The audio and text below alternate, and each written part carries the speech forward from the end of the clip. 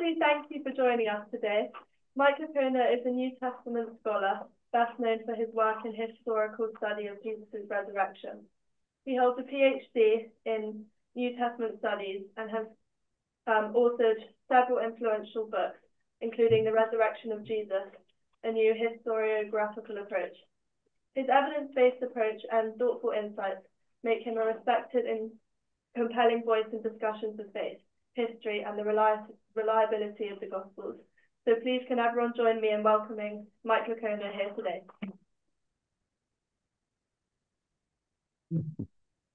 Okay, questions, guys? Over to you. Yeah, go on, Kieran. Hello, Mr. Licona. Pleasure to meet you. My question is, are small biblical contradictions enough to undermine the overall theme of the Bible? You said something about, does something undermine the reliability of the Bible? Would you tell me what I'm missing here? Sorry. Are small biblical contradictions, so enough to undermine the reliability of the Bible? Do small Bible contradictions undermine the reliability of the Bible? Am I hearing that correctly? Okay. No, I don't think that it does. And it just depends on what kind of view you have of, let's say, inspiration. If you think that every word of the Bible was dictated by God to the biblical writers, then any kind of contradiction, of course, is going to call that into question.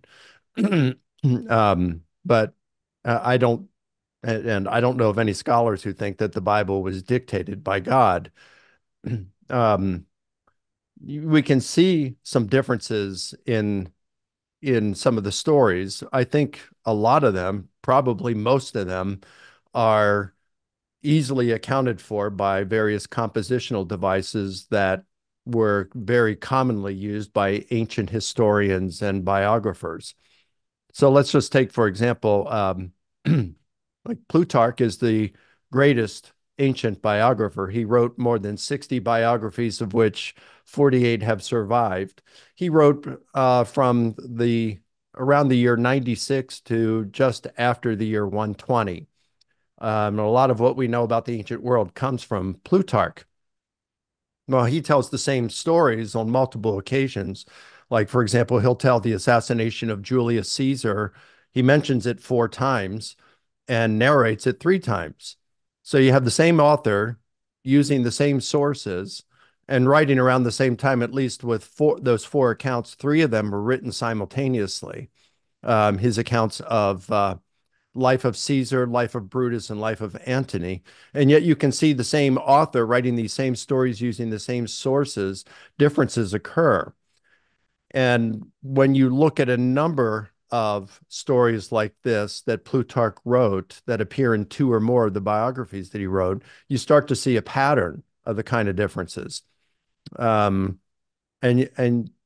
he's never copying and pasting. He is varying the accounts some. And he used these compositional devices, a lot of what we use in our everyday, ordinary conversations. So perhaps the most common one is something I call literary spotlighting. Now, probably most of you have been at a theatrical performance and you've seen someone up on the stage and a bunch of actors on the stage, and all of a sudden the lights go out and a spotlight shines on a single person. You know, the other ones are up there on stage, but the focus is so much on the one actor that you don't see the others. Well, literary spotlighting is when an author knows that several people are participating in an event, but puts so much focus on a single individual that the others just aren't mentioned. Now, they know they're there, but they're just not mentioned because they're just irrelevant to the discussion at that point. So this is probably the most common literary device I noticed Plutarch using. We find this many times in the Gospels. We find it 3 times in the resurrection narratives. So, for example, Easter morning, it says, while it was still dark, Mary Magdalene, this is John, Mary Magdalene got up and went to the tomb and found it empty. Whereas Matthew, Mark, and Luke say that there were multiple women involved. Well, John doesn't say that there was only Mary Magdalene. He only mentions Mary Magdalene, who's probably um, the lead woman here and the person who is reporting it. So why do we think this? Because the second verse of John 20, so John 20 verse 1 says, Mary Magdalene got up and went to the tomb, found it empty. And verse 2 says, running back, she saw Peter and the beloved disciple and said, they have taken the Lord and we don't know where they've laid him. Well, who's we? Well, it's the multiple women. And then what happens? John says that Peter and the beloved disciple went to, oh, by the way, Matthew and Mark say that there was one angel at the tomb, whereas Luke and John mentions there are two. But Matthew and Mark don't say there was only one angel at the tomb. It could very well be, and probably is, that they're only mentioning the angel who announces the resurrection. Well, in John, it says that Peter and the beloved disciple went to the tomb and found it as Mary had said, whereas Luke says that Peter got up and ran to the tomb. But it doesn't say just Peter. So that's in Luke 24, verse 12. 12 verses later, in 24:24, Luke says Jesus is now talking to the Emmaus disciples, and Luke says that their eyes were kept from recognizing him. And so Jesus at one point says to them, why the long faces, fellows? And he's, oh, you're the only one in Jerusalem that doesn't know what's happened here? No, tell me. Well, there was this Jesus. We thought he was a great prophet and the Messiah, but they crucified him this past Friday. But this morning, some of our women folk went to the tomb and found it as some of our women folk went to the tomb and they came back and they said they saw angels who said he'd been raised from the dead. And then some of our own, plural, some of our own went to the tomb and found it as the women had said. Well, isn't that something? You know, in verse 12, he says he only mentions Peter, but he obviously knows that it was others because 12 verses later, he said, after the women reported it, some of our own went to the tomb. So here you have in the resurrection narratives alone, 3 instances of literary spotlighting. And let's face it, we do this every day in our conversations. We don't consider it to be an error. So I don't think little surface discrepancies like this, in answer to your question, I don't think that they call into question the reliability of the Gospels. And there are many, many examples of things like this, not just literary spotlighting, but other things like compressing, conflation, displacement, transferal, all kinds of stuff that's going on. So did I answer that question for you, or was there a part of that maybe I answered something that you weren't really asking? No, it was very thorough. Thank you. Mm-hmm. What piece of evidence do you find to be the most compelling for the resurrection? Good question. I like Paul. And the reason I like Paul is because he was a non-believer. In fact, he hated Christianity and was trying to destroy it at one point. And then he said the risen Jesus appeared to him. So, you know, this is like enemy attestation. It's pretty strong. It's kind of like, well, as you all know, up there in Canada, we had an election down here last week. And for, let's say, for Elon Musk to say, Trump will make a good president, well, you could say he's biased. But if Joe Biden said Trump will make a good president, well, then, wow, well, that, you know, or Nancy Pelosi or Kamala Harris, if they said Trump will make a good president, that's different. It's enemy attested. It's from an unsympathetic, even hostile source. So when Paul says Jesus rose from the dead and appeared to him, and he was an enemy at the time, persecuting Christians, that's pretty strong. Plus, Paul is writing earlier than any of the Gospels. Plus, whereas there are a lot of objections that critics give against the Gospels, Like they'll say, well, we don't know who wrote Matthew, Mark, Luke, and John, which I think is a bogus claim, but I mean, we can talk about that if you want. But they'll say, we don't know who wrote Matthew, Mark, Luke, and John. Scholars are all in agreement with at least 7 of Paul's letters in the New Testament that he wrote them. And you can use just those letters like Galatians and First Corinthians and Philippians and gain a lot of information. So like in Galatians, Paul says he went up to Jerusalem and met with Peter for 15 days and spent 15 days with him. And in Galatians 2, he said he ran the gospel message past the pillars of the church, Peter, James, and John. So you got Peter and John, 2 of Jesus' 3 closest disciples, and James, the brother of Jesus. I mean, that's pretty strong with those kind. In fact, even Bart Ehrman, the atheist New Testament scholar, says, wow, I wish I could have met Peter, James, and John. I mean, because these are 3 people who are extremely close to Jesus. And he said he ran the gospel message past them to ensure he was on message with what they were preaching. And Paul says they added nothing to what I said. In other words, and they gave him the right hand of fellowship. So they approved of his gospel message and said he was preaching what they were preaching. That doesn't mean that everything that Paul preached was exactly as they were, but the gospel message, the core of the Christian faith was the same. So when we are hearing Paul on the gospel message, we are likewise hearing the voice of the Jerusalem apostles. So you get this from Paul, who claims to be an eyewitness. He actually knew the leading apostles. He said that their message was approved. His message was approved by them.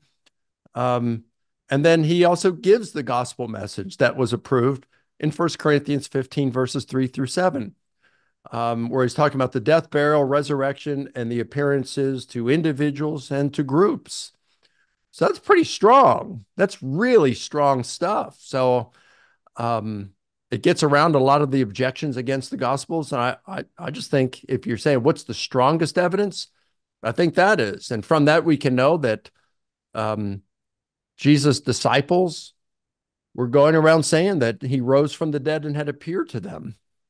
And, you can build a even stronger case and, build on to that for the resurrection of Jesus as well. Yeah. Just a follow-up question.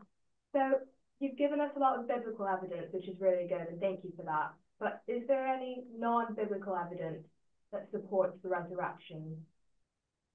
So when you say non-biblical, I'm guessing you're saying non-Christian, because there are some early Christian sources that have reasonable ties to the apostles that talk about the resurrection. But I would guess you're not talking about those. You're talking about non-Christian sources. Am I correct on that?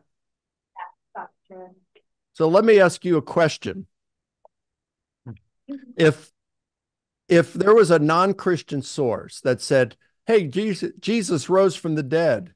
He even appeared to me, but I'm not a Christian. Would you regard that as a reliable source? It would definitely strike me as something that we need to consider, because it's working against, it's coming from a point of view that isn't Christian, and that links back to your point of Paul talking about the resurrection as the enemy, in the same way that a non-Christian source would be talking about it from a completely different point of view. Yeah. See, I understand what you're saying, but I don't think that would be a good source. And I think a person who said, hey, Jesus rose from the dead, I saw him, and yet I reject him, I think that person would be a moron and a poor source rather than a good one. But I understand what you're saying. I think what would be something we don't have that I wish we had that would be closer to kind of what you're talking about would be some non-Christian sources who said the apostles were going around claiming that Jesus rose from the dead. Like I would like to have a source from the high priest who wrote a letter to the church, to the synagogues in Damascus saying, hey, we had this guy as a Pharisee, his name's Saul of Tarsus. And he had some kind of experience that he claims was Jesus, who we crucified him. He said that this Jesus appeared to him risen from the dead. And now he's converted to Christianity and he's going around and trying to convert our own people to become Christians. I would love to have something like that. So, but we don't have it. There's a lot of things that we would like to have in history, and sometimes we get them and sometimes we don't. So, for example, you have Suetonius in his life of the Emperor Claudius mentions how sometime probably in the late 40s that Claudius expelled all the Jews from Rome. Now that's a pretty big event. I guess what if your leader, your prime minister, Justin Trudeau said, all the Jews have to get out of Toronto. And I'm saying this correctly, right? You guys are in Canada, right? No, UK. Oh, forgive me. All right. Sorry about that. So, let's see. Well, I don't know. I don't know how. I can't think of something real quick, but let's suppose you got a new prime minister over there and they said all the Muslims have to leave London. You got to get out. And he kicked out all of the Muslims from London, which from my understanding is quite a few of them now. That would be pretty big. So let's say you had a historian writing on the history of Islam from around the year 600 all the way up to the present day. And let's suppose that this event of the prime, let's say it's 30 years from now. And so they're writing about something that happened 30 years earlier with the prime minister kicking out all the Muslims from London. And he's writing about a history of Islam all the way up to his present day. Now that'd be really, we would expect him to mention the prime minister kicking out all the Muslims from London. It would be really surprising if it weren't in there. Well, yeah, it would be. Well, Josephus writes a history of the Jews from creation all the way up to his present day. And when he's writing this, it's probably 40 to 45 years after Claudius had expelled the Jews from Rome. Josephus was alive at the time the event happened too, but yet he doesn't mention it. In fact, if it wasn't for one sentence or two sentences in Suetonius's life of Claudius and one sentence in the book of Acts by Luke, who mentions the same thing, we would never know that the event happened. So there's a lot that historians don't mention. We wish they would have if it actually occurred, but for some reason they just don't do it. When the Romans mention things in their own writings, they only mention those things that really mattered to the Roman Empire at that point. So, like when Tacitus mentions the execution of Jesus by Pontius Pilate, he's doing it in relation to a story about Nero causing the burning of Rome, and how Nero then, and because people were saying Nero did it, in order to get the guilt from himself, off of himself, and the attention off of himself, he accused the Christians. And so Tacitus had to give just a little background knowledge on the Christians. That's the only reason that Tacitus even mentions the Christians. And likewise, the Christians don't mention a lot that's going on in Rome. I mean, the only time they mention Pilate, the governor of the region, is in relation to him crucifying Jesus. They don't really talk about Augustus, who was probably Rome's greatest emperor, except to say that at some point he did a census of the land, and that's only mentioned by Luke. So historians really only mentioned things that interested them. So would it be nice if we had something that mentioned the resurrection of Jesus by a non-Christian, or at least saying people were saying these things? Yeah, it'd be kind of nice, but yeah, we don't have it.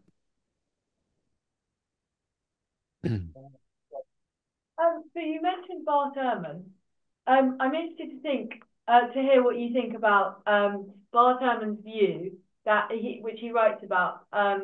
He talks about how the Bible, like some of the changes that we find in the Bible because of copying over large, like obviously we didn't have like photocopiers and stuff. So they were like hand copied by people who often weren't kind of professional copiers. They were just like, I don't know, passionate Christians or members of the church. And so there's a chance that there could be some changes there in the Bible. And Bart Ehrman asked the question, why would God inspire the words of the Bible, but not maintain those words at all in any way, and risk all of this like confusion and kind of recording of the words of the Bible? Yeah. I've debated Bart Ehrman 7 times, and we've become friends over the years. Even though he's wrong. So he admits in his book, Jesus, let's see, misquoting scripture. He talks about all the changes in the biblical manuscripts.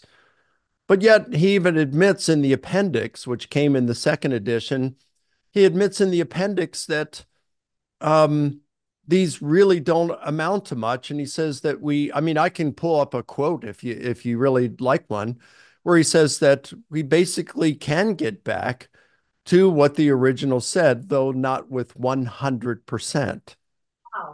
Wow. He also says that the New Testament that we have, because there are so many manuscripts, that it is it's the best attested literature in antiquity. It is better attested by the manuscripts than any other piece of literature. So now, in answer to the second part of the question, why didn't God preserve an inerrant text? Well, I'm not even sure that our originals were inerrant, to be honest with you. And I think you can build that from the fact that our current Bible has some errors in it, which even your most stalwart evangelicals and conservatives will acknowledge that inerrancy does not apply to our present text. Our present text has some errors in it, some minor errors. And they'll say inerrancy only applies to the originals, to the autographs. Well, the fact is we don't have the autographs. All we have is our present text. And so the question I would ask to the hardcore inerrantist is, could God have preserved an inerrant text if he's omnipotent? Well, of course he could. Well, he didn't. Why not? Well, he must not have thought it was important for us to have an inerrant text. So some people put a greater weight on inerrancy than even God did, it seems. So that's one thing I would point out. I'd also point out that maybe the reason God didn't do it is because he didn't want to interfere with our free will. He allows us to have free will. I mean, this is certainly evident in what we have in our world today. He allows people to do things. He gives us a free will. And so he could have made those copyists robots of some sort and everyone copying without error, but he didn't. Now you'd say, well, how can I believe the text that we have today if he allowed some errors to creep in? Well, my answer to that would be, if God loved us so much that it resulted in the incarnation, then surely we can have confidence that in his sovereignty, he preserved everything that he wants us to know with sufficient accuracy. And so, in spite of the fact that we have some minor errors in our present text, that doesn't bother us because we trust that God preserved everything that we need to know with sufficient accuracy. So I would say the same thing about the originals. There was also the human element involved in that. And if God allowed free will, the free will of the copyist to be in play, well, what about the composers like Moses and Paul and Mark? And so how do we know that they didn't, have free will involved, that God didn't allow them to have free will? He probably did. But he saw to it, because of his love for us, that everything we needed to know was preserved with sufficient accuracy. And that's why I can believe today that our text, even the one that we have today, is trustworthy, even if it's not 100% without error.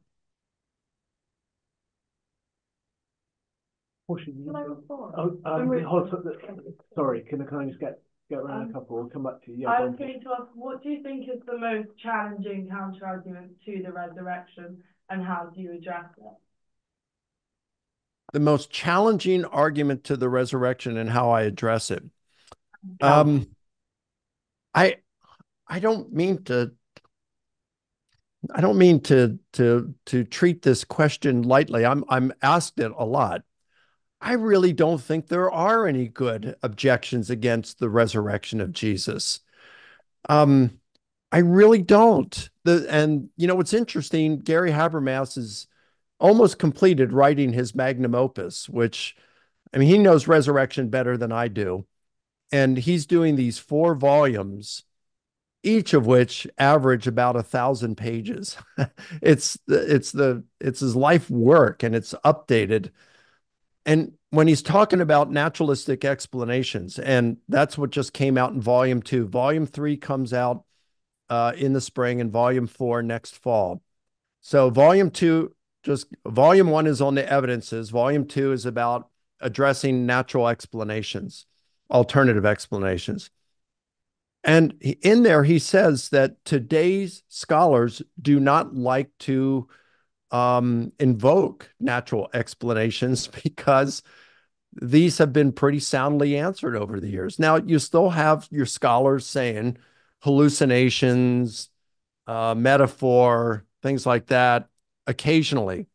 But by and large, they're not even appealing to that.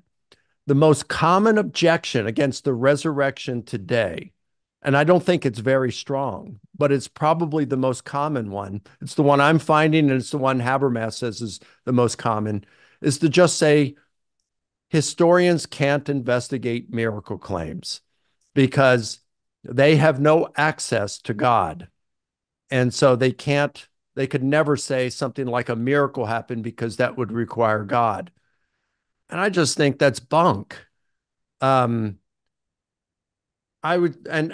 challenged Ehrman like this we had a debate 2.5 years ago on the resurrection. It was a 6-hour debate, virtual debate, and people had to pay $50 in order to watch it. We had over 2,100 people viewing the debate, and more viewed it even since. And what I said to Ehrman, I said, let's say that astronomers have discovered a comet which is on a collision course with the moon, and they know that on a certain day and a certain time it's going to crash into the moon's surface. And so at that moment, you've got the space telescopes that are zoomed in on it. You've got a number of planetariums that are zoomed in on the lunar surface. And at that moment, it's like, bam, the comet slams into the moon. And as the lunar dust settles, there's a message written on the moon's surface, and it says, Jesus is Lord. Now, if you asked a poor, let's say a good astronomer, the responsible astronomer would say, wow, that is an amazing thing that just happened. I have no natural explanation for it. It would appear to require God to do it, but I have no access to God. So I'm just forced to acknowledge that this event happened, but I'm going to have to leave the cause of the event undetermined. That's what a responsible scientist would do. Now, here's what an irresponsible scientist would do. Wow, that's an extraordinary event, and I have no natural explanations for it. It would seem to require God, but as a scientist, I don't have any tools to detect God. So I'm just going to have to say, as a scientist, I cannot even affirm that the event occurred. Now, that would be crazy, but that's exactly what these skeptical historians like Bart Ehrman and others are doing. They are saying you can't detect God. Historians don't have the tools. So historians can't investigate miracle claims. And that's their primary argument against the resurrection today of most skeptical scholars. And it's just a bad argument. Yeah. We've got enough time for another question. Sure. So one thing Bob spoke to us about was the evidential problem of evil. And I was just wondering how you remedy that with the Christian God. Yeah, that's a tough one. That's a tough one. It's not an area in which I've specialized. I'd say a couple of things though. First of all, Alvin Plantinga has dealt with that through his free will defense, I think fairly well, where he says, look, God could have created us as like, without free will, and that we would always do what he wanted us to do. But then people would accuse God of being a divine rapist, right? Because he forces our wills. But God seemed to want to give us free will. And when you've got free will, you're going to have evil that happens. So the question then would be, could God create a world of free beings? This is what Plantinga said. Could God create a world of free beings, all of whom did the right thing all of the time? And Plantinga says that that is an impossibility. And so what the atheist has to do, or the skeptic has to do, is show that on balance, we do not live in a world that has maximized the amount of good against the amount of evil. You'd have to show that on balance, that there could be a better world of free beings, and they haven't been able to do that. I'll just give one other thing, and that is, we've got a dog, and years ago we had this other dog, and that dog, after I'd come back from a trip, the dog would just go crazy. That dog loved me, and it would give these high, shrill barks when I'd come home that she wouldn't give for anyone else. She was just so excited to see me. And one time after coming home from a trip, I walk into the house, the dog's just all over me and yelping, and so I get down on the floor and I'm playing with her, and at one point the dog just sat up and was looking me in the eye, and I'm just thinking to myself, this dog really loves me. This is kind of cool. This dog really loves me. And then I turned to my wife and said, learn from the dog. No, I'm just teasing. And I got thinking to myself, if that dog had been programmed to love me, and it was not of its own free will, but it was programmed to love me, it really wouldn't mean too much. But it meant more to me that dog loved me because it was that dog's choice to love me. In fact, I didn't give it as much attention as my wife did. My wife gave it a lot of attention, but that dog seemed to prefer me. And it was just because the dog chose that, and it was like kind of special. Well, when you've got that in free will, you also have some other things. Sometimes the dog disobeyed me. Sometimes the dog did things I didn't like. And it's the same thing, I think, with God and us. He gives us free will. He loves us, but he wants us to choose him. And the sad testimony of history is that most people will not choose him, and they choose to do wrong things that causes a lot of pain and evil and suffering in the world. And so I think the reason we have such evil is because of God, because God has given us free will. That's my answer to it. Oh, have you got a question? Yeah. Sorry, we got enough time. Yeah, for Okay. one more. Sorry. That's fine. No, that's fine as long as you need. Just wanted to ask. So you talked about preserving scripture and how God gives us free will, but also that God would preserve the bits of scripture that he thinks are important to us. My kind of response to that is there are parts of the Bible that have been interpreted in different ways that have caused huge splits, like between Catholics and Protestants, that have caused so much suffering in the world. Why would God choose to make parts of the Bible really like up to interpretation and cause and not be clear, like to us, to the point where we would start wars over it and create a lot of like pain and suffering, just through this scripture that was supposed to be kind of uniting and help us with making moral decisions. Why has it then turned into this kind of almost like a weapon? Yeah. Well, for a fuller answer, we can ask God about that someday. But for right now, I would just say that I think most of that can't be blamed on God. It should be blamed on humans who use it for their own power. And I mean, when I see what the Catholics did to Protestants and burning them and putting them to horrific deaths, and what Protestants in turn did to Catholics and burning them and putting them to death, I think that's just insane. Nothing in Scripture tells us to do that.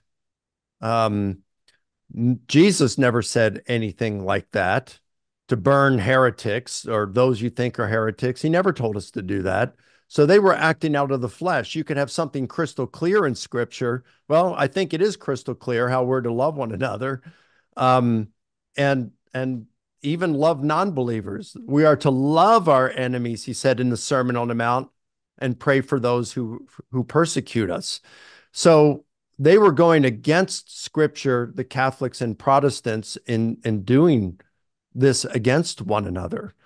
Even the Inquisitions against Jews, that was wrong. Jesus never told his followers to compel belief by violence and killing those who won't follow. So I think a lot of those are just there. That's on us, not on God. Now, he never promised that everything in Scripture is going to be crystal clear to us. And so there's going to be some things that just aren't going to be very clear. I suppose if we raised that to Jesus and said, well, why didn't you make this clearer? He'd probably say, well, I've got my reasons for that, but you know what? You're not even following the things I have made clear and in a sufficient manner. Why don't you work on the clear things, and then sometime, maybe I'll give you insight into some of these things that aren't as clear. I'm not saying that as something against you. I mean, I've wondered this same stuff myself at times. So that's how I would answer that. Yeah, really close. Yeah. Yeah. Thank you so much, Mike, for that really helpful talk. I particularly liked getting into the specifics of the resurrection. I think we don't look into that in lessons so much, but it's something that we all ask ourselves, and it's such an important part of Christianity, which we're learning about at the moment.